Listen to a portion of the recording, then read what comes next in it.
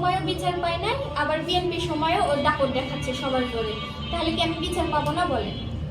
ও তো একাধিক মেয়ের সাথে রিলেশন করে, মানে ওর যে দুইটা ওয়াইফ, দুইটা না তিনটাই ধরেন, এক মেয়েকে যেহেতু দুইবার বিয়ে করছে। তারপরে হচ্ছে মিতু নামের একটা মেয়ের সাথে রিলেশন ছিল, সুরায়া নামের মেয়ের সাথে। আপনি এত কিছু জানার পরও তার সাথে মানে কিভাবে ইনভলভ হলেন আপনি? এগুলো আমি মানে কেস করার পরে সবকিছু আর কি জানতে পারতেছি। হ্যাঁ, পূর্বে আপনি জানতেন না পূর্বে তার জানতাম সম্পর্কে? না, জানতাম না পূর্বে। লাস্ট পর্যন্ত সহ্য করতে না পেরে একটা মেয়ে কখন এতগুলা ক্যামেরার সামনে আসে বলেন?